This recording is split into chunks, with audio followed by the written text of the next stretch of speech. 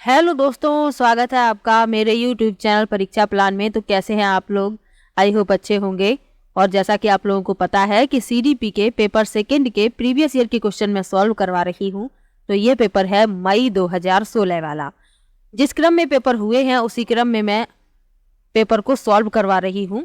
तो चलिए वीडियो को शुरू करते हैं। वीडियो देखने के बाद यदि आपको अच्छा लगे तो वीडियो को लाइक और शेयर कीजिएगा, और यदि आप चैनल पर नए हैं तो चैनल को सब्सक्राइब कर लीजिए। तो चलिए शुरू करते हैं। पहला प्रश्न लिखा है, निम्नलिखित में से कौन सा कथन अधगम युक्तियों के लिए आकलन को दर्शाता है? पहला विकल्प है, आकलन का प्रयोग शिक्षार्थियों पर उत्कृष्ट व निकृष्ट का ठप्पा लगाने के लिए होता है। दूसरा है, शिक्षण अधगम प्रक्रिया के दौरान आकलन भिन्न शिक्षण अधगम युक्तियां बनाने के लिए किया जाता है। तीसरा है, अभिभावकों, शिक्षार्थियों आदि को उपलब्धि के प्रमाण पत्र उपलब्ध कराने के लिए आकलन किया जाता है। और चौथा है, आकलन अधगम प्रक्रिया के अंत में किया जाना चाहिए। तो आकलन जो है शिक्षण अधगम की प्रक्रिया में एक महत्वपूर्ण भूमिका निभाता है। सीखने का आकलन एक शिक्षक को बेहतर तरीके से उसके शिक्षण को अभिकल्पित करने और विषय सामग्री में शिक्षार्थियों के प्राप्ति स्तर को जानने में मदद करता है। तो इस प्रश्न में दूसरा विकल्प इस प्रश्न का उत्तर हो जाएगा। शिक्षण अधगम प्रक्रिया के दौरान आकलन भिन्न शिक्षण अधगम युक्तियां बनाने के लिए किया जाता है। दूसरा विकल्प इस प्रश्न का उत्तर हो जाएगा।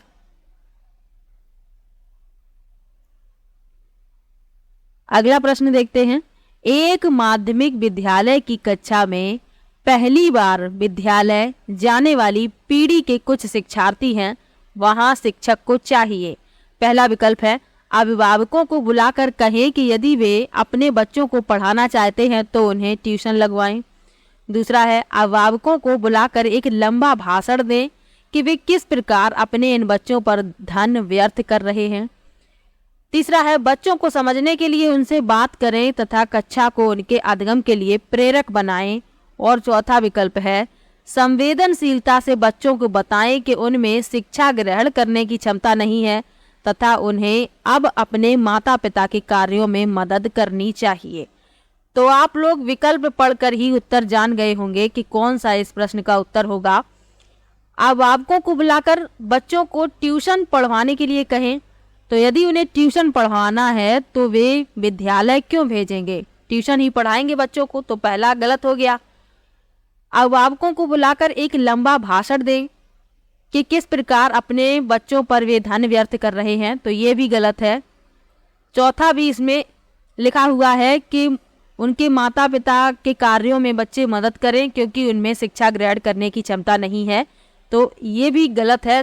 तीसरा विकल्प इस प्रश्न का उत्तर है। बच्चों को समझने के लिए उनसे बात करें तथा कक्षा को उनके अधगम के लिए प्रेरक बनाएं। बाकी विकल्प पढ़कर ही आपको पता चल गए होंगे कि ये विकल्प प्रश्न के उत्तर नहीं हो सकते। अगला प्रश्न देखते हैं। वंचित पृष्ठभूमि के शिक्षार्थियों को, पहला विकल्प है, उन्हें व्यावसायिक शिक्षा दी जानी चाहिए ताकि वे अपने माता पिता के पेशे का अनुकरण कर सकें। दूसरा है, उन्हें नियमित विद्यालयों में डाला जाना चाहिए तथा सभी शिक्षार्थियों के सामाजिक सांस्कृतिक संदर्भ में उन्हें पाठ्यचर्या अपनाने तथा सीखने में मदद करने का प्रयास करना चाहिए। तीसरा है, उन्हें किसी भी प्रकार शिक्षा नहीं दी जानी चाहिए। और चौथा है, भिन्न विद्यालयों में शिक्षा ग्रहण करनी चाहिए क्योंकि उनकी संज्ञानात्मक योग्यताएं अन्य शिक्षार्थियों से मेल नहीं खाती। तो वंचित पृष्ठभूमि के शिक्षार्थी हैं तो उन्हें नियमित विद्यालय में डाला जाना चाहिए तथा सभी शिक्षार्थियों के सामाजिक सांस्कृतिक संदर्भ में उन्हें पाठ्यचर्या अपनाने तथा सीखने में मदद करने का प्रयास करना चाहिए। दूसरा विकल्प इस प्रश्न का उत्तर हो जाएगा। विकल्प ध्यान से पढ़िएगा, आपको उत्तर पता चल जाएगा। अगला प्रश्न देखते हैं। लिखा है, अगला प्रश्न है, अधगम अक्षमता या अशक्तता वाले बच्चों को, पहला विकल्प है, अलग संस्थान में डाला जाए ना कि मुख्य धारा के विद्यालय में। दूसरा है, नियमित विद्यालय में शिक्षा ग्रहण करने का अधिकार है जहां उसके लिए विशेष व्यवस्था की गई हो। तीसरा है व्यावसायिक शिक्षा दी जाए तथा उसे विज्ञान तथा लेखन कौशल ना सिखाया जाए। और चौथा है उसकी त्रुटियों के लिए बुरा तथा कठोर दंड दिए जाने की आवश्यकता है। दंड वाला पहले ही काट दीजिए। अब 3 विकल्प बचते हैं। अलग संस्थान में डाला जाना चाहिए, ये भी नहीं होगा। दूसरा विकल्प इस प्रश्न का उत्तर है नियमित विद्यालय में शिक्षा ग्रहण करने का उसे अधिकार है जहां उसके लिए विशेष व्यवस्था की गई हो।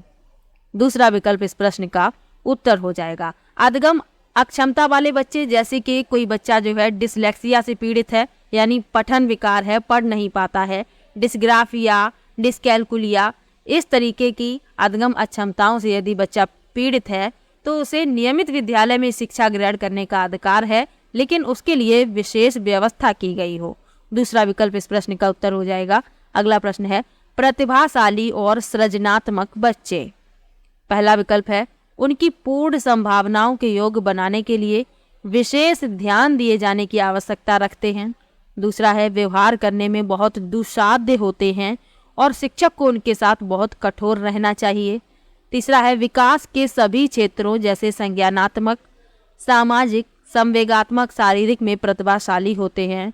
और चौथा है उच्च बुद्धि लब्धांक वाले होते हैं और अपने समवयस्कों की तुलना में उनमें श्रेष्ठ सामाजिक कौशल होते हैं।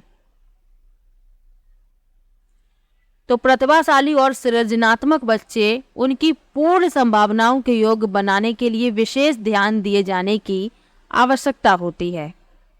पहला विकल्प इस प्रश्न का उत्तर हो जाएगा।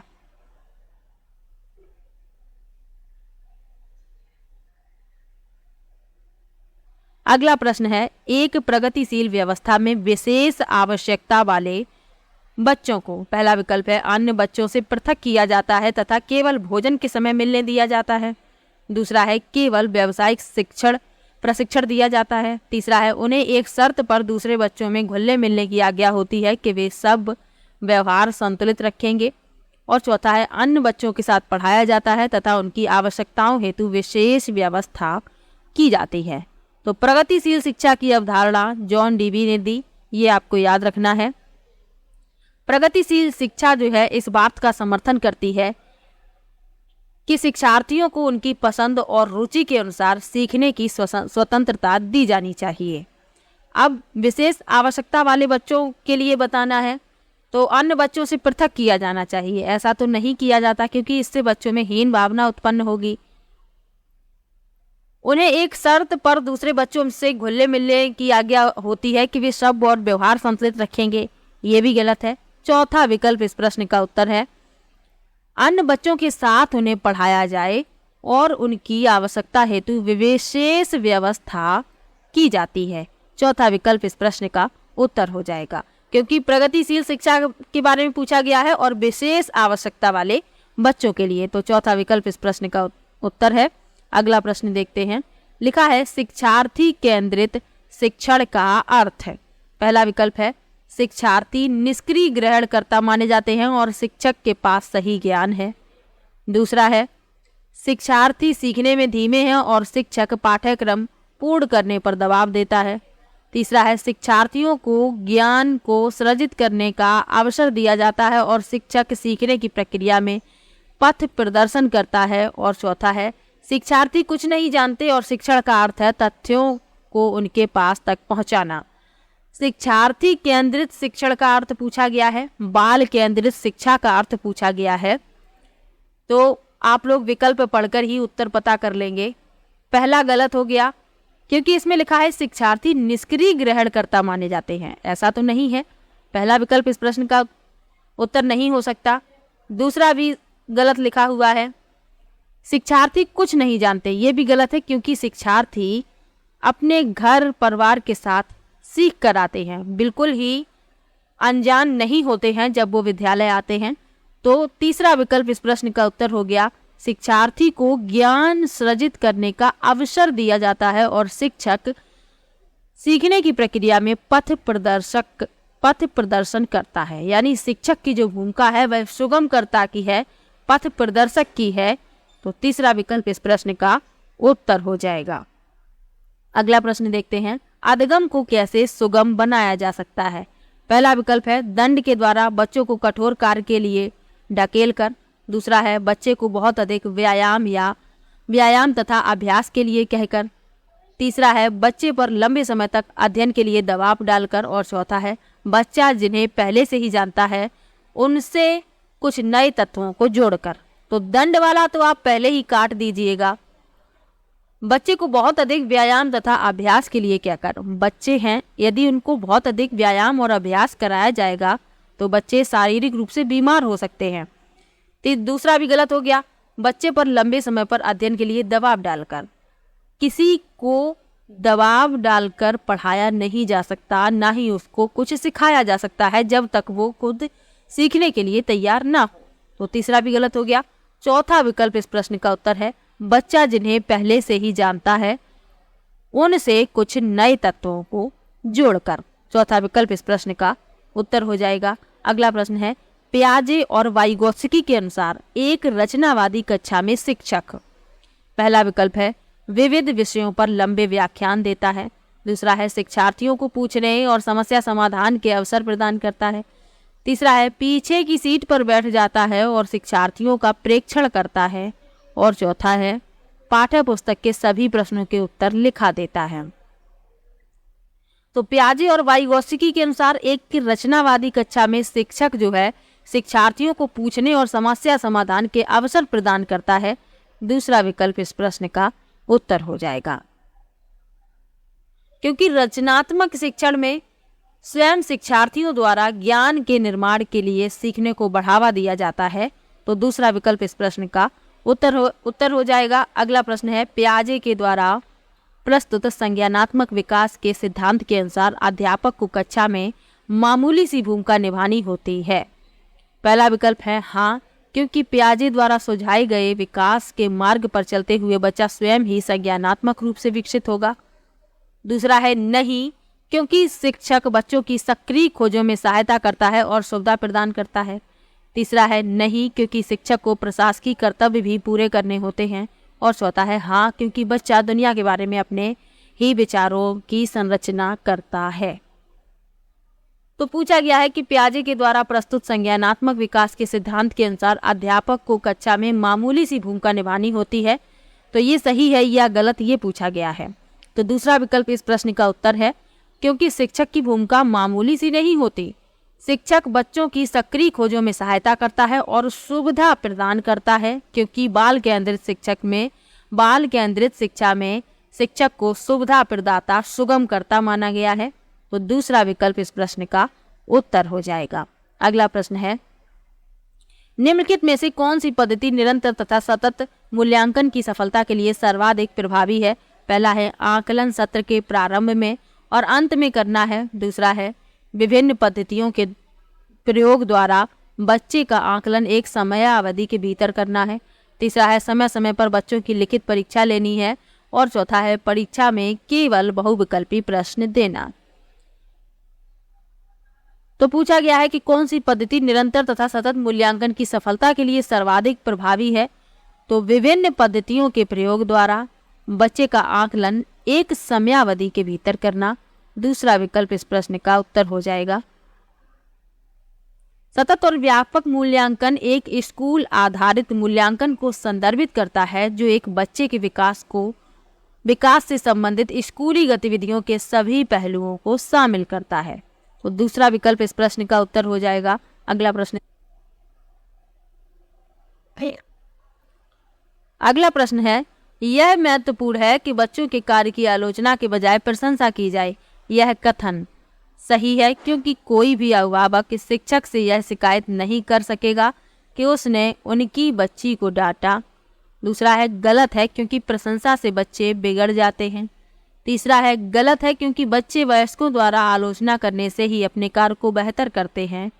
और चौथा विकल्प है सही है क्योंकि यह बच्चे में सृजनात्मकता को प्रोत्साहित करता है। तो यह महत्वपूर्ण है कि बच्चों के कार्य की आलोचना के बजाय प्रशंसा की जाए क्योंकि बच्चे इससे प्रोत्साहित होते हैं, सकारात्मक भावना का उनमें विकास होता है। तो चौथा विकल्प इस प्रश्न का उत्तर हो जाएगा।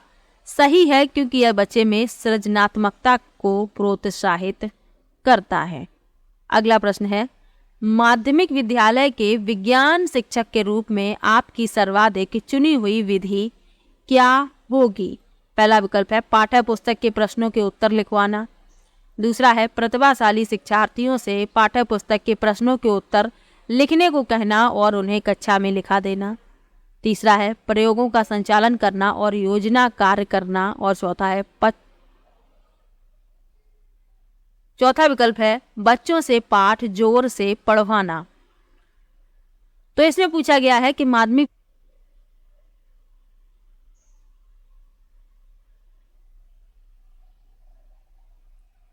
माध्यमिक विद्यालय के विज्ञान शिक्षक के रूप में आपकी सर्वाधिक चुनी हुई विधि क्या होगी? तो तीसरा विकल्प इस प्रश्न का उत्तर है प्रयोगों का संचालन करना और योजना कार्य करना, क्योंकि विज्ञान में प्रयोगों को महत्वपूर्ण माना गया है क्योंकि बच्चे प्रयोगों के आधार पर ज़्यादा बेहतर ढंग से सीख पाते हैं। तो तीसरा विकल्प इस प्रश्न का उत्तर है।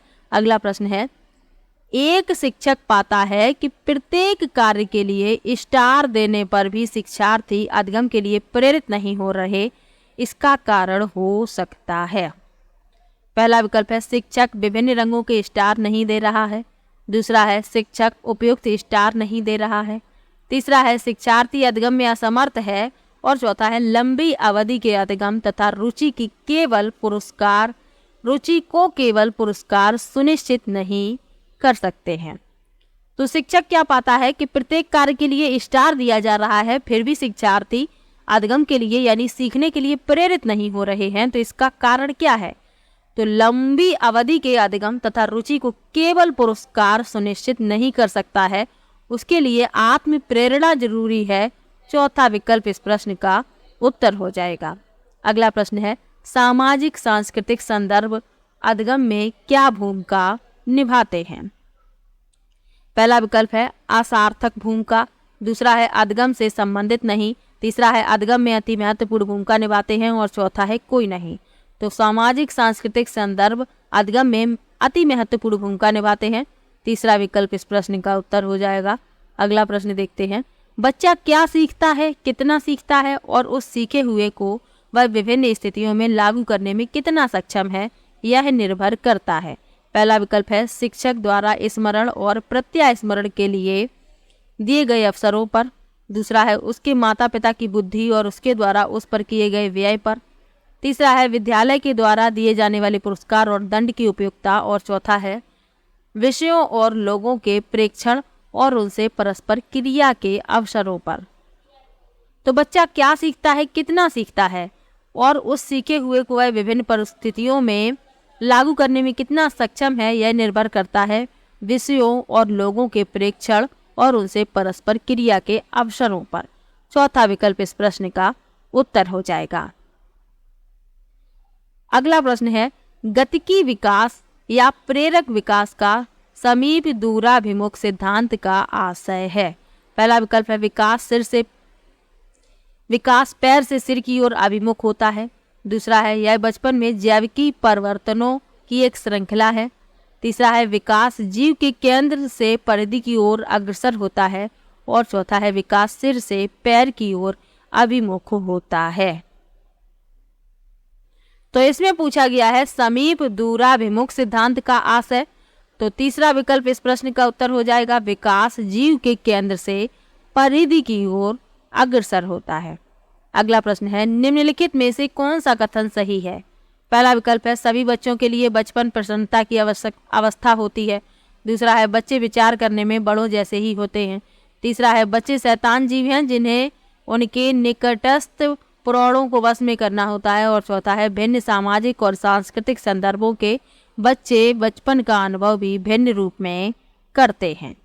तो निम्नलिखित में से कौन सा कथन ठीक है? चौथा विकल्प इस प्रश्न का उत्तर है विभिन्न सामाजिक और सांस्कृतिक संदर्भों के बच्चे बचपन का अनुभव भी भिन्न रूप में करते हैं। चौथा विकल्प इस प्रश्न का उत्तर है। अगला प्रश्न है, व्यक्तिगत विभिन्नता वंशानुगत कारकों तथा फिल करना है के बीच जटिल परस्पर क्रिया का परिणाम है। पहला विकल्प है जीन्स। दूसरा है आनुवांशिक बनावट। तीसरा है जन्मजात लक्षणों। और चौथा है पर्यावरण। तो व्यक्तिगत भिन्नता, वंशानुगत कारकों तथा वातावरण के बीच जटिल परस्पर क्रिया का परिणाम है। चौथा विकल्प इस प्रश्न का उत्तर हो जाएगा। अगला प्रश्न है, बच्चों के सामाजिकरण में निम्नलिखित में से किसकी भूमिका नहीं है? पहला विकल्प है विद्यालय, दूसरा है परिवार, तीसरा है भौतिक आधारभूत संरचना और चौथा है मीडिया। तो बच्चों के सामाजिकरण में भौतिक आधारभूत संरचना की भूमिका नहीं होती। तीसरा विकल्प इस प्रश्न का उत्तर हो जाएगा। अगला प्रश्न है, पियाजे के अनुसार बच्चे के संज्ञानात्मक विकास के लिए कौन सा युग्म आवश्यक है? पहला विकल्प है आत्मसातकरण तथा ZPT, दूसरा है समायोजन तथा आधारभूत सहायता, तीसरा है IQ तथा सृजनात्मकता और चौथा है आत्मसातकरण तथा समायोजन। तो पियाजे के अनुसार बच्चे के संज्ञानात्मक विकास के लिए कौन सा युग्म आवश्यक है? तो चौथा विकल्प इस प्रश्न का उत्तर हो जाएगा आत्मसातकरण तथा समायोजन। अगला प्रश्न दिया गया है, कोई बच्चा किसी स्थिति के एक पहलू पर ध्यान केंद्रित करता है और दूसरे की पूर्ण अवहेलना करता है, इसका कारण है?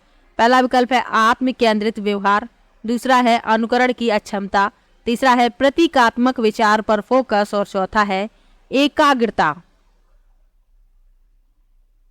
तो इस प्रश्न में चौथा विकल्प सही है एकाग्रता, क्योंकि एकाग्रता एक स्थिति के एक पहलू पर ध्यान केंद्रित करने और दूसरे की पूर्ण अवहेलना करने की संज्ञानात्मक प्रक्रिया है। इसे प्रसंस्करण संसाधनों के आवंटन के रूप में भी जाना जाता है। तो चौथा विकल्प इस प्रश्न का उत्तर हो जाएगा। अगला प्रश्न है, पूर्व परंपरागत नैतिकता में पहला विकल्प है बहुत से नियमों तथा मूल्यों को व्यक्ति द्वारा आंतरिकता दी जाती है, दूसरा है न्याय के व्यापक तथा उदारता आधारित सिद्धांत नियमों को सामाजिक अनुबंध के रूप में देखने के लिए शामिल किए जाते हैं, तीसरा है नियमों तथा मूल्यों का विचार विकसित नहीं होता और चौथा है व्यक्ति के लिए नियम तथा मूल्य बाह्य होते हैं। तो पूर्व परंपरागत नैतिकता में व्यक्ति के लिए नियम तथा मूल्य बाह्य होते हैं, चौथा विकल्प इस प्रश्न का उत्तर हो जाएगा।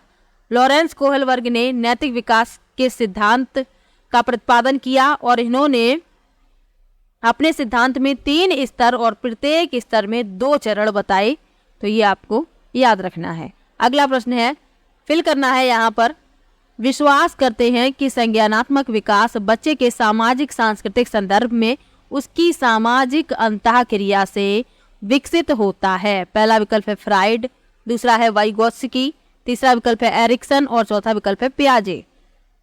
तो इस प्रश्न में दूसरा विकल्प सही है वाइगोत्स्की।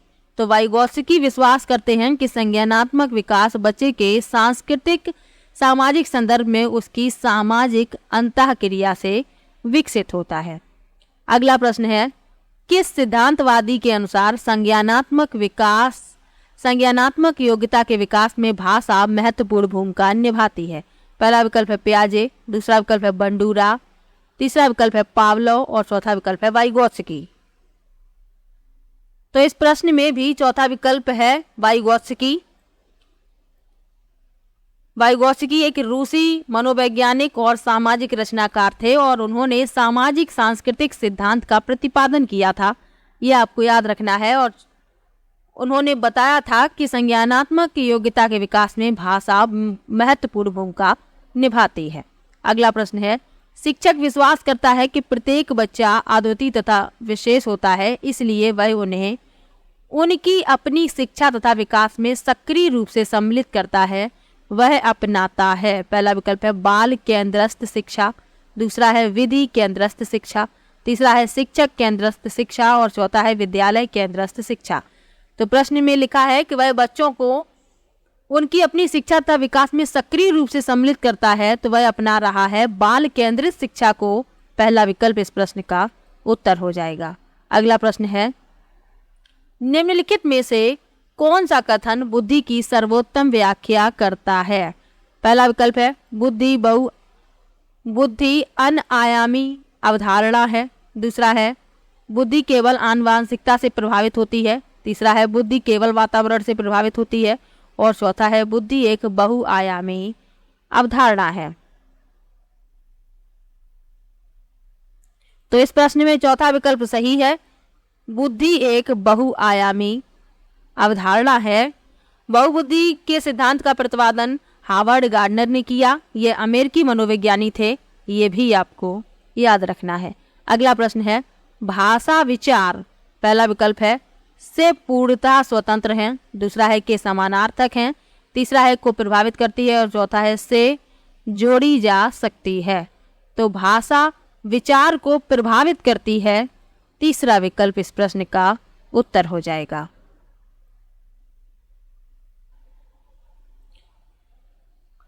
अगला प्रश्न है, जब अभिभावक अपनी पुत्रियों के लिए गुड़िया और पुत्रों के लिए फुटबॉल खरीदते हैं तो उनका यह निर्णय दर्शाता है।